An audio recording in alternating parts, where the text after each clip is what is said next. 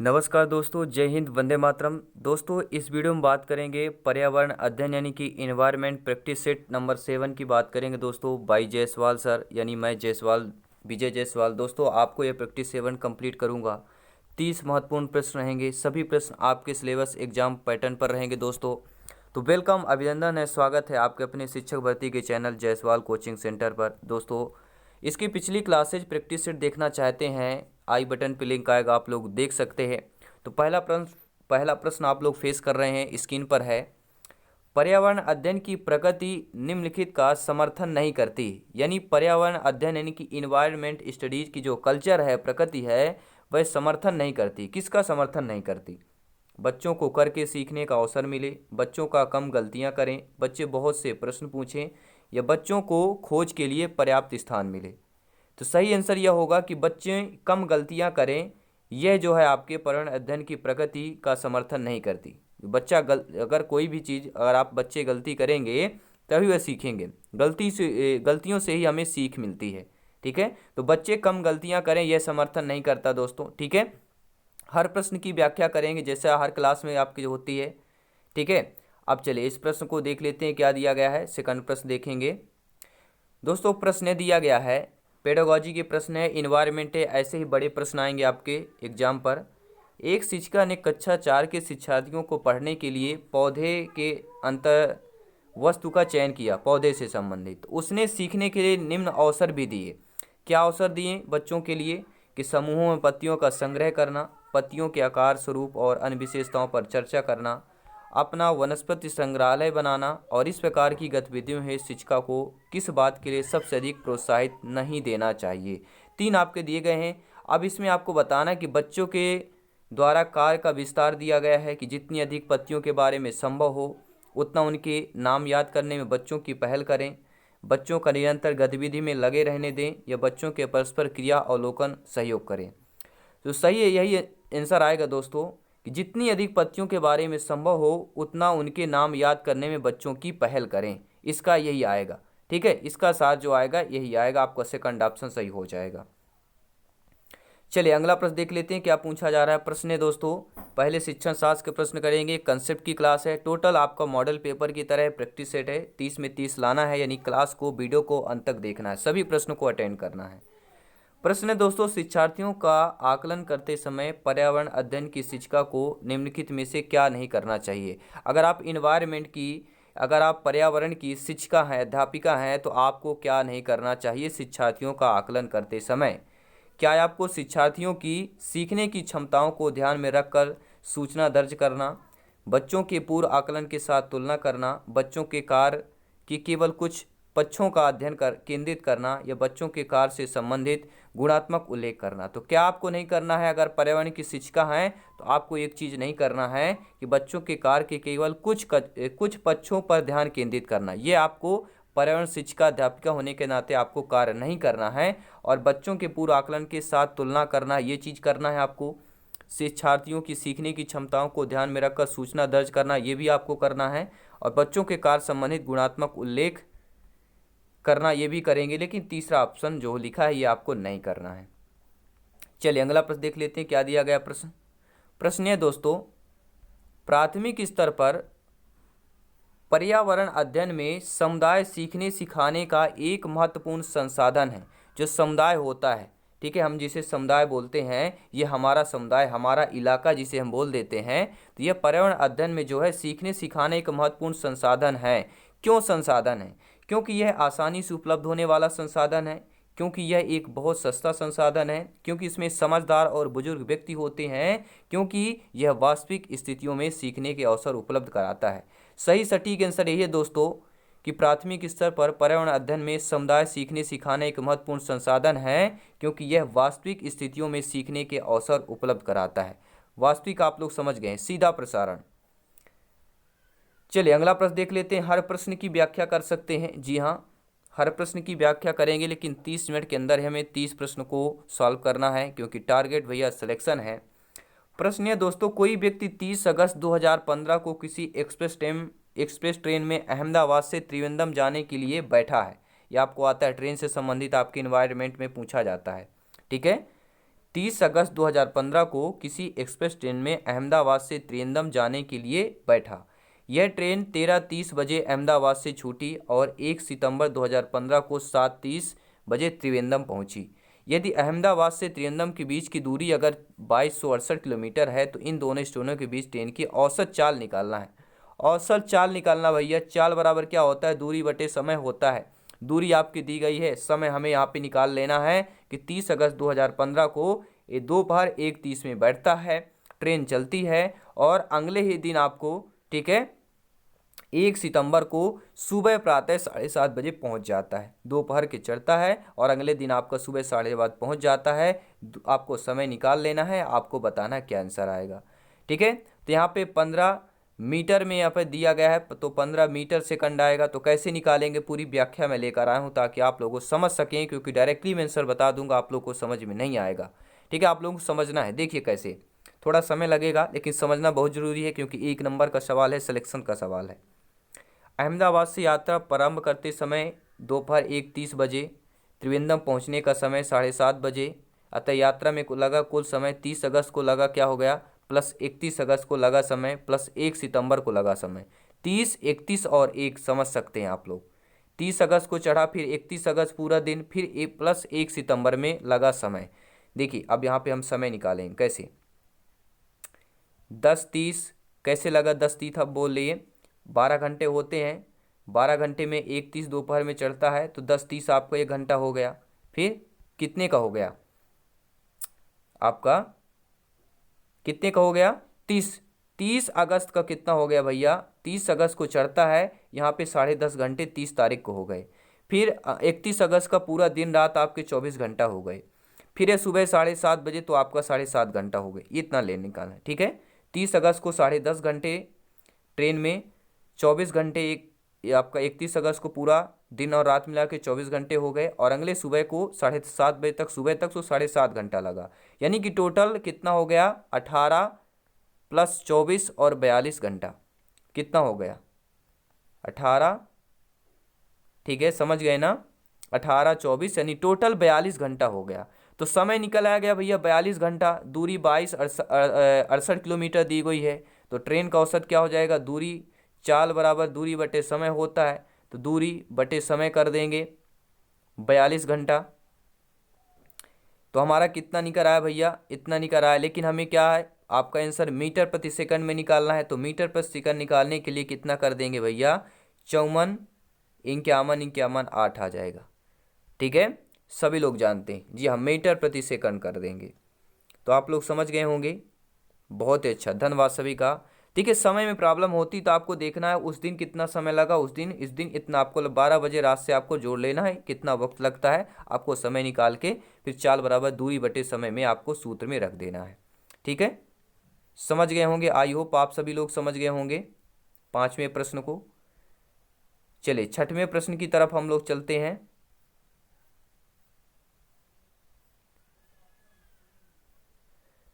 छठवां प्रश्न स्क्रीन पर फिर से दिया गया, आपका क्या दिया गया है, ये बहुत बार यहाँ पे मिसप्रिंट हो गया है, फिर से वही क्वेश्चन रिपीट हो गए यहाँ पे। ठीक है, ये है आपका प्रश्न, छठवां प्रश्न। गुरप्रीत पहली बार रेलगाड़ी से नई दिल्ली से चेन्नई गया। गुरप्रीत एक लड़का है, कोई भी समझ सकते हैं। ठीक है, पहली बार रेलगाड़ी से नई दिल्ली जाता है। रेलगाड़ी से कहाँ, नई दिल्ली जाता है, सॉरी नई दिल्ली से चेन्नई जाता है। ठीक है, रेलगाड़ी द्वारा नई दिल्ली से आपका चेन्नई जाता है। अपनी रेल यात्रा में उसकी गाड़ी के दौरान निम्नलिखित में से किस नदी को पार करने की संभावना है। यानी दिल्ली से चेन्नई के रास्ते जाने में कौन कौन सी नदी पड़ती है, ये आपको जानना बहुत जरूरी है। क्या वह गंगा नदी है, गोदावरी है, कृष्णा है, नर्मदा है। ये ऑप्शन में देखिए C-TET में आया हुआ प्रश्न है। और ऐसे में आपके भोपाल, ग्वालियर कुछ भी दिया जा सकता है, सतना दिया जा सकता है, भोपाल दिया जा सकता है, जबलपुर, छिंदवाड़ा, कटनी, कुछ भी जिला आपको दिया जा सकता है। ठीक है, MPTT में बात कर रहे हैं, ये भी आ सकता है, कुछ भी जगह दे दिया जा सकता है। यानी हमें पूरा नॉलेज बहुत ज़रूरी है, कौन सी नदी किस शहर से निकलती है, किस रेल यात्रा से संबंधित टकराती है, फाटक, पुल, समथिंग, ये सब कुछ आपको नॉलेज बहुत ज़रूरी है। ठीक है, तो देखिए मैं बता देता हूँ, दिल्ली से अगर चेन्नई जाना है तो उसके लिए गंगा नदी को पार करने की संभावना, देखिए गंगा नदी के पार होने की संभावना नहीं है। प्रश्न पूछा गया किस नदी की पार की संभावना नहीं है, तो गंगा नदी की नहीं होगी, क्योंकि गंगा नदी पड़ती नहीं आपकी दिल्ली से अगर चेन्नई जाएगा तो गंगा नदी नहीं पड़ेगी, बल्कि गोदावरी, कृष्णा और नर्मदा ये तीनों नदियां पड़ेंगी, लेकिन गंगा नदी नहीं पड़ेगी। क्यों दोस्तों? क्योंकि आप लोग जानते हैं चेन्नई जाने क्रम में गंगा नदी को नहीं पार करेगा, क्योंकि गंगा नदी नई दिल्ली के पूर्व से होते हुए बंगाल की खाड़ी में गिर जाती है, जबकि दिल्ली से चेन्नई जाने का क्रम क्या है, नर्मदा यानी मध्य प्रदेश में गाड़ी जाती, फिर गोदावरी यानी महाराष्ट्र में है, और कृष्णा जो आपके आंध्र प्रदेश की नदी को पार करती है। यानी अगर दिल्ली से चेन्नई जाना तो मध्य प्रदेश, महाराष्ट्र और आंध्र प्रदेश होकर जाया जाएगा, यही आपका रास्ता है। तो मध्य प्रदेश में कौन है नदी आपकी? नर्मदा नदी, गोदावरी नदी महाराष्ट्र में, कृष्णा नदी आपकी आंध्र प्रदेश को पार करेगी। ये तीन नदियां पार करेंगी, लेकिन गंगा नदी पार नहीं करेगी। ठीक है, चलिए अगला प्रश्न देख लेते हैं। हमारे देश में निम्नलिखित स्थानों में से कौन सा ठंडा रेगिस्तान है? ठंडा रेगिस्तान के मशहूर कौन सा स्थान है? लद्दाख है, जैसलमेर है, मेघालय है, या आपका दार्जिलिंग है। दोस्तों क्या होगा जवाब? जवाब बिल्कुल होगा लद्दाख की बात करेंगे। लद्दाख सभी लोग जानते हैं बॉर्डर है, यहाँ पर अभी चीन और भारत का संबंधित वहाँ पे कुछ आपका समथिंग सभी लोग जानते हैं क्या चीज़ मैं आपको बताने की फेस कर रहा हूँ। ठीक है, वहाँ पर हाई अलर्ट है, तो वही आपका लद्दाख है जिसे ठंडा रेगिस्तान बोला जाता है, और ठंड का इलाका आ चुका है, आप लोग समझ सकते हैं। ठीक है, और लद्दाख जो है भारत के जम्मू कश्मीर राज्य में स्थित है। किस राज्य में है लद्दाख? आपके जम्मू कश्मीर में स्थित है। चलिए अगला प्रश्न देखेंगे। पेडागोजी का प्रश्न यह है, कक्षा 5 की पर्यावरण अध्ययन की पाठ पुस्तक का एक पाठ है उसी से ठंडा उसी से गर्म। एनसीईआरटी की बात कर रहे हैं, एनसीईआरटी के पाठ पुस्तक में है पर्यावरण में उसी से ठंडा उसी से गर्म। डॉक्टर जाकिर हुसैन द्वारा लिखी गई एक कहानी है। एक उन्होंने बच्चों के लिए ऐसी कई कहानियां लिखी हैं। अपनी मृत्यु के समय वे क्या थे? यानी कि यह समझ गया एक कहानी लिखना एक उनका डायरेक्टली ये भी पूछा जा सकता है कि डॉक्टर जाकिर हुसैन मृत्यु के समय क्या थे? क्या वह भारत के उपराष्ट्रपति थे, भारत के मुख्य न्यायाधीश थे, भारत के राष्ट्रपति थे, या भारत के प्रधानमंत्री थे? तो दोस्तों मैं आपको बताना चाहता हूँ डॉक्टर जाकिर हुसैन जो है आपके भारत के राष्ट्रपति थे। अपनी मृत्यु के समय यानी राष्ट्रपति जब थे तभी उनकी मृत्यु हो गई थी, देहावसान उनका हो गया। तो तीसरा ऑप्शन आप लोगों का सही हो जाएगा। दोस्तों बात करेंगे डॉक्टर जाकिर हुसैन का, भारत के तीसरे राष्ट्रपति के नाम से इन्होंने नामित हुए थे, राष्ट्रपति हुए हैं, और इनका कार्यकाल 1967 से 69 तक रहा है। ठीक है, 67, 68, 69 नहीं 3 साल तक का इनका कार्यकाल रहा है, और राष्ट्रपति पद रहने के दौरान 3 मई 1969 को इनकी मृत्यु हो गई थी। ठीक है, पद पर रहते हुए डॉक्टर हुसैन की मृत्यु हुई थी। भारत के तीसरे राष्ट्रपति हैं। इन्होंने पर्यावरण के क्षेत्र में उसी से ठंडा उसी से कर्म नामक जो है कर्म नामक, ठीक है, उसी से ठंडा उसी से कर्म नामक पुस्तक लिखी थी। कर्म है कि गर्म है, यहाँ पे थोड़ा मिसप्रिंट हुआ है। ठीक है, उसी से ठंडा उसी से कर्म या गर्म ऐसे कुछ मिसप्रिंट हुआ यहाँ पे। ठीक है, चलिए अगला प्रश्न देख लेते हैं क्या दिया गया प्रश्न। 9वां प्रश्न अब देखेंगे हम। ये बहुत सारे प्रश्न यहाँ पे रिपीट हुए हैं।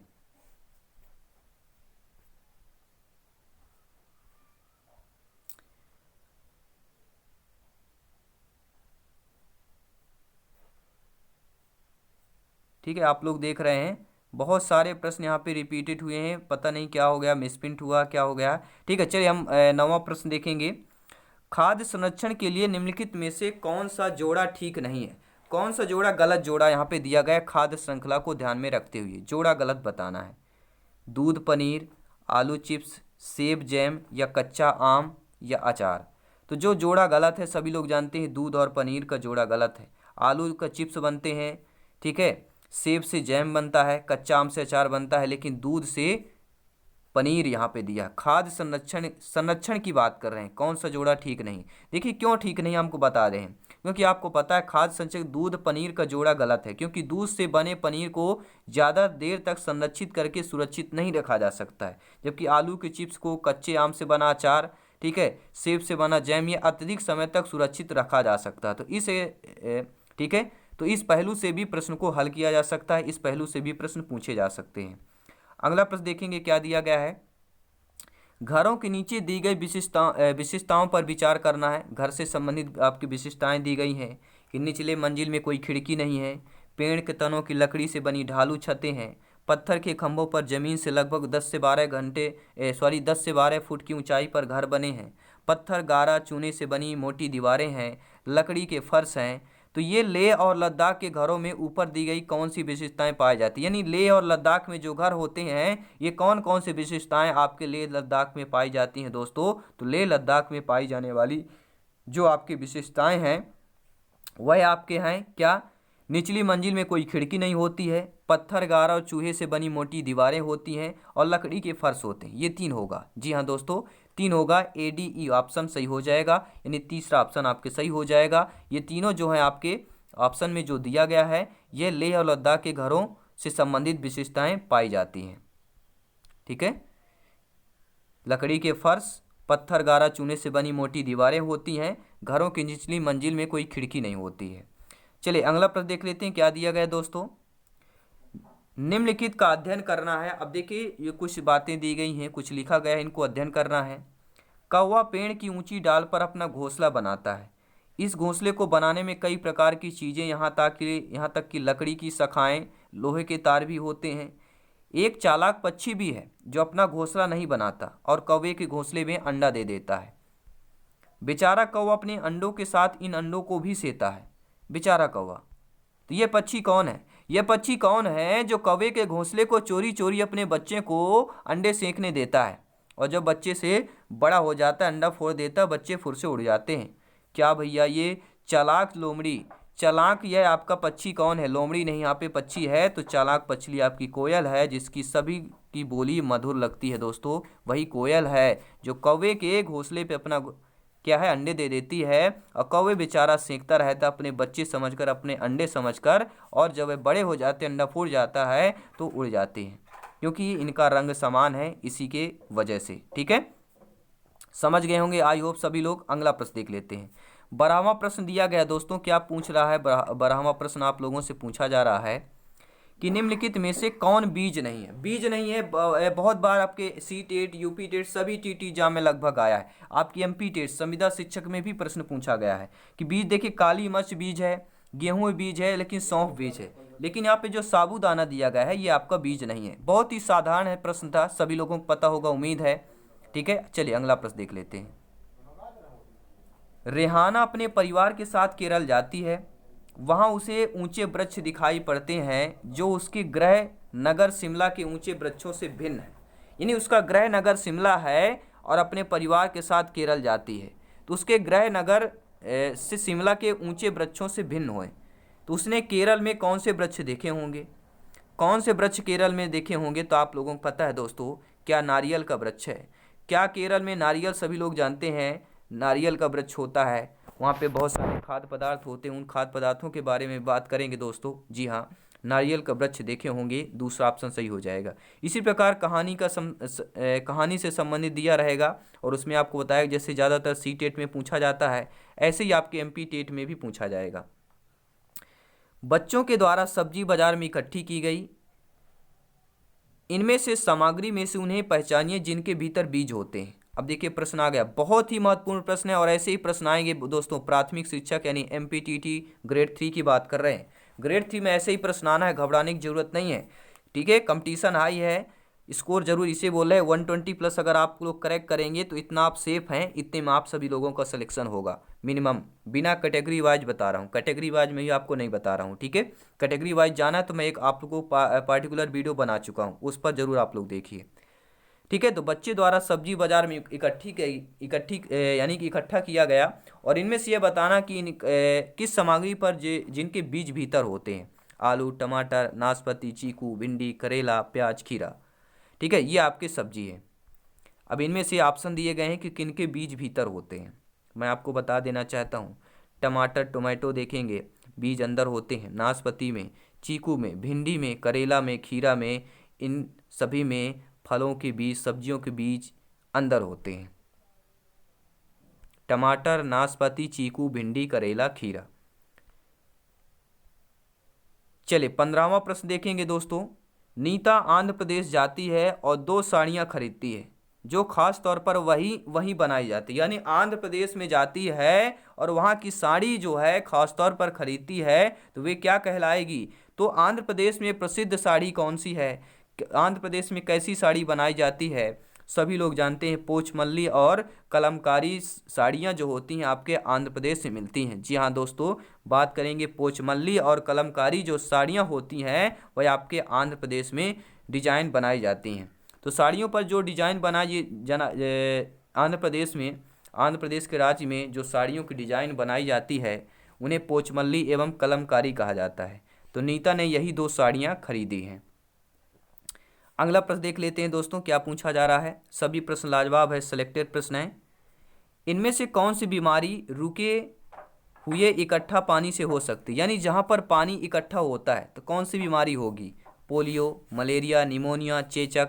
तो सभी लोग जानते हैं पानी इकट्ठा होगा तो मच्छर होंगे, जब मच्छर होंगे तो क्या होगा, मलेरिया होगा।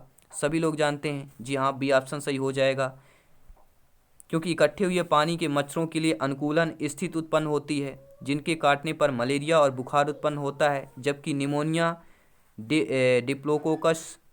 डिप्लोकोकस और निमोनी नामक जीवाणु से होता है। ये निमोनी नामक जीवाणु होते हैं, इनसे मलेरिया आपका जो है निमोनिया होता है। डिप्लोकोकस जिसे हम बोलते हैं निमोनी नामक, यह जीवाणु से होता है, तथा पोलियो जो है विषाणु जनित एवं चेचक जीवाणु जनित से होता है। तो पोलियो किससे होता है, विषाणुओं से फैलने से होता है। चेचक किससे होता है, जीवाणुओं से होता है। तो ये जानना बहुत जरूरी, मिसप्रिंट हो जाता है, ठीक है। तो पोलियो विषाणु और चेचक जीवाणु, ये सभी लोगों को आप लोगों को याद कर लेना है। अगला प्रश्न आइए देख लेते हैं। इनमें से कौन सा जोड़ा ठीक है।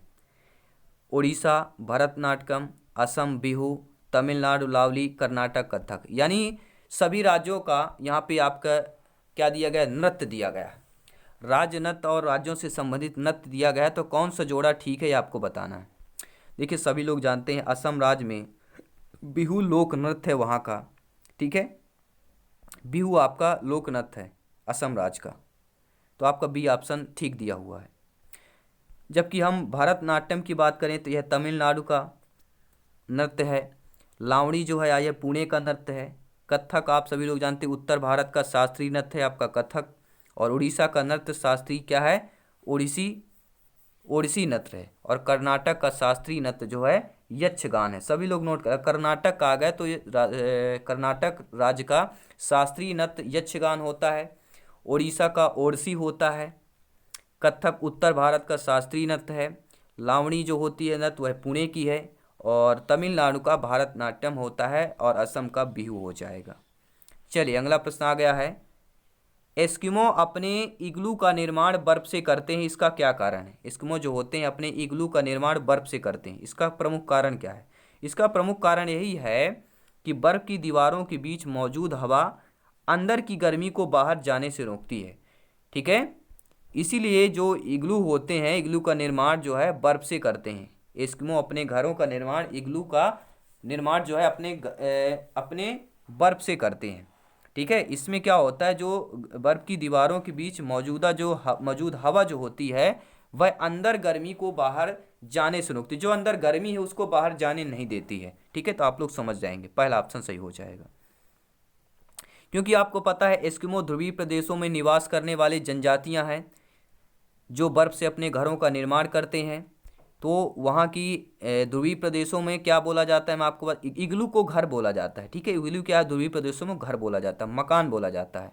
तो एस्किमो बर्फ से घरों का निर्माण इसलिए करते हैं क्योंकि बर्फ की दीवारों के बीच मौजूद हवा अंदर की गर्मी को बाहर जाने से रोकती है, जिसके कारण घर के अंदर गर्मी का एहसास होता रहता है।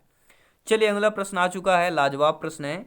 इनमें से कौन सी विशेषता जो है बरगद के पेड़ की जड़ों की नहीं है। जी हाँ दोस्तों, बात की गई है बरगद के पेड़ों की जड़ों की विशेषता की बात की गई। सभी लोग जानते हैं बरगद के पेड़ जमीन के भीतर की जड़ें होती हैं, जड़ें शाखाओं के नीचे लटकती हैं, जड़ें खंभों की तरह पेड़ को सहायता भी प्रदान करती हैं। लेकिन जो तीसरा ऑप्शन दिया गया है मेरे प्यारे मित्रों कि जड़ें भोजन का भंडारण करती हैं, तो जड़ें जो है भोजन का भंडारण बरगद के पेड़ की जड़ नहीं करती हैं। तो आपका तीसरा ऑप्शन सही हो जाएगा, जड़ों का नहीं है, तो तीसरा जो है विशेषता आपकी नहीं है। चलिए अगला प्रश्न देख लेते हैं। प्रश्न आ चुका है स्क्रीन पर। एक नवनियुक्त पर्यावरण अध्ययन के शिक्षक, आप लोग मान लीजिए आपको लोगों को सिलेक्शन हो गया अध्यापक के पद पर, और पर्यावरण के इसलिए दिया गया कि नवनियुक्त पर्यावरण अध्ययन के शिक्षक के रूप में पढ़ाने से पहले आपकी सबसे पहली प्राथमिकता होगी आपकी नियुक्ति हो गई, आपका सिलेक्शन हो गया पर्यावरण अध्ययन के शिक्षक पर, तो आपको पढ़ाने से पहले आपकी सबसे पहली प्राथमिकता क्या होनी चाहिए मित्रों? आपकी जो प्राथमिकता होगी, शिक्षार्थियों का समाज जो है, सांस्कृतिक प्रोफाइल जो है विवरण तैयार करना। शिक्षार्थियों का समाज और सांस्कृतिक प्रोफाइल विवरण तैयार करना, तीसरा ऑप्शन सही हो जाएगा। क्योंकि दोस्तों शिक्षक के रूप में किसी व्यक्ति की पहली प्राथमिकता यह होनी चाहिए, कक्षा में जो अलग अलग सांस्कृतिक तथा सामाजिक क्षेत्र के बच्चों की पहचान की जाए, तत्पश्चात उन्हीं के अनुकूलन शिक्षा दी जानी चाहिए, ताकि बच्चों के अधिगम में किसी प्रकार का अवरोधन उत्पन्न ना हो। इसके वजह से उनके सांस्कृतिक और सामाजिक क्षेत्रों की पहचान बहुत जरूरी है। अगला प्रश्न फेस करेंगे, कविताएं और कहानियां पर्यावरण अध्ययन की अंतर्वस्तु को पढ़ाने में प्रभावशाली होती हैं। ऐसा इसलिए है क्योंकि कविताएं और कहानियां क्या हैं? ऐसा इसलिए दोस्तों क्योंकि जो कविताएं और कहानी होती हैं, ठीक है, आपके ABC ऑप्शन दिया गया है कि बच्चों के परिवेश का समृद्ध चित्रण कर सकती हैं, संदर्भित अधिगम परिवेश प्रदान कर सकती हैं, विभिन्न अमूर्त अवधारणाओं की प्रभावशाली तरीके से व्याख्या कर सकती हैं, सृजनात्मकता एवं सौंदर्यबोध का पोषण कर सकती हैं। तो केवल ए सही है, बी सही है, ABC क्या सही है? तो मैं आपको बता देना चाहता हूं दोस्तों, जी हाँ, कविताएं कहानियां पर्यावरण अध्ययन की अंतर्वस्तु को पढ़ाने में प्रभावशाली हैं। ऐसा इसलिए है क्योंकि कविताएं और कहानी जो हैं बच्चों के परिवेश का समृद्ध चित्रण कर सकती हैं, संदर्भित अधिगम परिवेश प्रदान कर सकती हैं और सृजनात्मक एवं सौंदर्यबोध का पोषण कर सकती हैं। तो ABD ऑप्शन सही है। तो ABD ऑप्शन आपके सेकंड में है, तो सेकंड ऑप्शन सही हो जाएगा। हर प्रश्न की व्याख्या कर सकते हैं हम, हर प्रश्न की व्याख्या कर सकते हैं। जी हाँ, आप लोग चाहेंगे, जैसा आप चाहेंगे वैसे ही प्रश्न आपको मिलेगा, वैसे ही आपको डिटेल के साथ बताएंगे। कंसेप्ट वैसा ही होगा क्योंकि सिलेक्शन सर्वोपरि है। प्रश्न देखेंगे दोस्तों, कक्षा 5 की शिक्षिका के रूप में आप ईंधन के संरक्षण प्रकरण को पढ़ाने के लिए इनमें से किस संसाधन के उपयोग को सर्वश्रेष्ठ पाते हैं? दोस्तों कक्षा 5 की शिक्षिका के रूप में आप अध्यापिका हैं कक्षा 5 की, और ईंधन के संरक्षण के प्रकरण में पढ़ाने के लिए किस संसाधन का उपयोग सर्वश्रेष्ठ पाएंगे? पोस्टर का, संदर्भ पुस्तकें, समाचार या पाठ्य पुस्तक का? तो किसका होगा? तो समाचार पत्र का यहाँ पे सही हो जाएगा, तीसरा ऑप्शन सही हो जाएगा। चलिए वीडियो को लाइक करते जाएंगे। अगला प्रश्न फेस करते हैं। सभी लोग इस प्रश्न को अच्छे तरीके से पढ़ लें।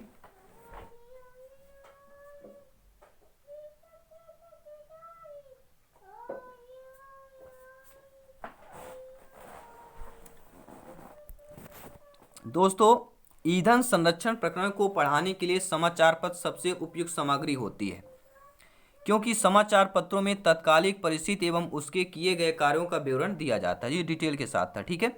चलिए प्रश्न आ चुका है। कक्षा 4 की एक शिक्षिका हैं और शिक्षार्थियों से कहती हैं कि वे अपने कार्य जो है कार्य पत्रक, अवलोकन रिपोर्ट और सत्र में एकत्रित की गई सामग्री को एक फोल्डर में डाल दें। तो इन फोल्डरों को क्या कहा जाता है जी? ऐसे फोल्डर का नाम बताइए दोस्तों जिसमें शिक्षार्थियों को कहती हैं, जिसमें कार्यपत्रक, अवलोकन रिपोर्ट को, सत्र में एकत्रित की गई सामग्री को एक फोल्डर में रखा जाता है। उस फोल्डर को क्या कहते हैं? उस फोल्डर को दत्तकार कहते हैं, पोर्टफोलियो कहते हैं, परियोजनाकार कहते हैं या घटना वृत्तांत अभिलेख कहते हैं। दोस्तों सभी लोग जानते हैं वह जो लिफाफा है, वह जो फोल्डर है जिसमें डालते हैं ये आपके कार्यपत्रक, अवलोकन रिपोर्ट, वह आपका पोर्टफोलियो होता है। सेकंड ऑप्शन सही हो जाएगा। जी हाँ, यह पोर्टफोलियो कहते हैं, ठीक है। ये फोल्डर आपका पोर्टफोलियो कहलाता है। प्रश्न आ गया NCERT से। आपको पता है NCERT से प्रश्न आता ही आता है आपके, ठीक है। हर चैप्टर की बात करेंगे, प्रत्येक चैप्टर पर प्रश्न आते हैं आपके। NCERT हो गया, RT Act 2009 हो गया, इनसे सभी के अलग अलग वीडियो बने हैं। NCERT का, RT Act का आप लोग चैनल पे जाके देख सकते हैं। दोस्तों NCERT की पर्यावरण अध्ययन की कक्षा 5 की पाठ्य पुस्तक में सुनीता अंतरिक्ष में शीर्षक पाठ स्पेसशिप में अंतरिक्ष यात्री सुनीता विलियम्स के अनुभवों का वर्णन करता है, ठीक है। तो इसे शामिल करने का या क्या क्या कारण हो सकता है? यह हो सकते हैं, यानी कि NCERT की पर्यावरण अध्ययन की कक्षा 5 की पुस्तक में सुनीता अंतरिक्ष में शीर्षक पाठ स्पेसशिप में अंतरिक्ष यात्री सुनीता विलियम्स के अनुभवों का वर्णन करता है। इसे शामिल करना या इसके क्या कारण हो सकते हैं? क्या यह घटना अंतरिक्ष यात्रियों की जिंदगी में झांकने का अवसर देती है, यह घटना स्पेसशिप में भौतिक स्थितियों का वर्णन करती है। यह घटना स्त्री पुरुष लिंग जेंडर रूढ़वादिता को चुनौती देती है। यह घटना गुरुत्वाकर्षण की अवधारणा को समझने में मदद करती है। कौन कौन से सही है, कौन सा गलत है, तो मैं आपको बताऊंगा दोस्तों। जी हाँ, सुनीता विलियम्स के बारे में यह जो घटना हुई है, ये घटना जो है आपके इस पाठ पर अंतरिक्ष यात्रियों की ज़िंदगी में झांकने के एक अवसर देती है। जो अंतरिक्ष यात्री होती हैं उनका वर्णन यहाँ पे, उनके ज़िंदगी की, इनकी लाइफ का झांकने में अवसर देती है। आपको जानने का यहाँ पे एक आपको मौका मिलता है। यह घटना स्पेसशिप में भौतिक स्थितियों का वर्णन भी करती है और यह घटना स्त्री पुरुष लिंग जेंडर रूढ़वादिता को चुनौती देती है। ठीक है, और यह घटना गुरुत्वाकर्षण की अवधारणा को समझने में मदद करती है। ठीक है, तो आपका कौन सा हो जाएगा?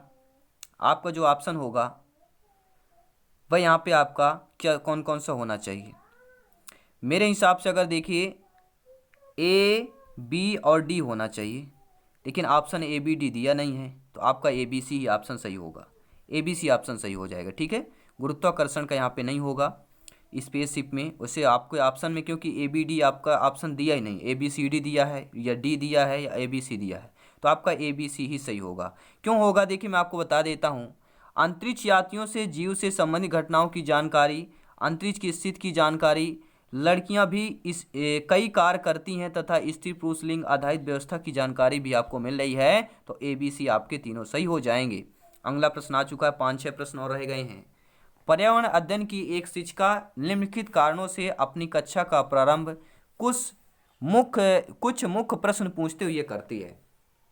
यानी एक आप जो शिक्षिका हैं पर्यावरण अध्ययन की, अपनी कक्षा का प्रारंभ करती हैं, आपकी नियुक्त हुई, आपने शिक्षिका होने के नाते या अध्यापिका होने के नाते अपनी कक्षा का जो प्रारंभ है कुछ मुख्य प्रश्न पूछते हुए शुरुआत किया। तो सबसे कम प्राथमिकता वाला कारण कौन सा है उसे चुनना है, जिसे आपको सबसे कम प्राथमिकता देना है। किसे आपको सबसे कम प्राथमिकता देना है?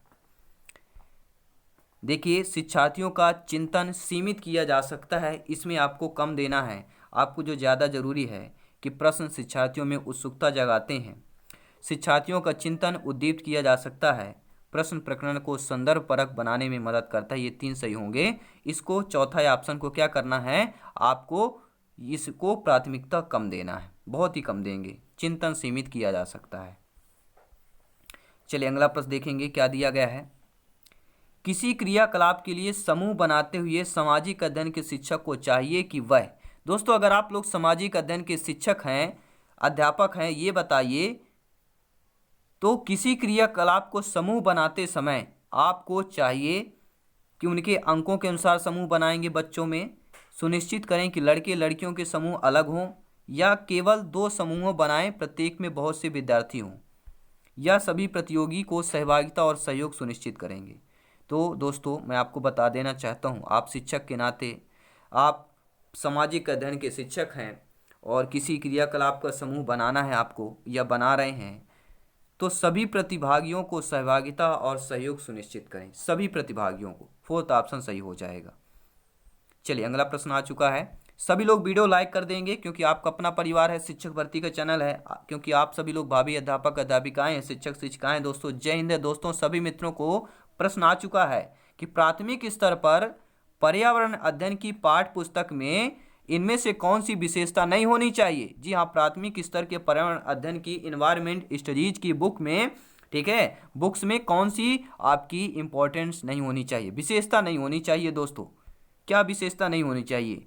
कि वास्तविक कहानियों और घटनाओं को शामिल करती है, यह शिक्षार्थियों की वैविध्य पृष्ठभूमि की जरूरतों की पूरा करती है, यह परिभाषाओं और अमूर्त अवधारणाओं की व्याख्या करने पर ध्यान केंद्रित करती है। तो क्या नहीं करना है? यही नहीं करना है कि यह परिभाषाओं और अमूर्त अवधारणाओं की व्याख्या करने पर ध्यान केंद्रित करती है।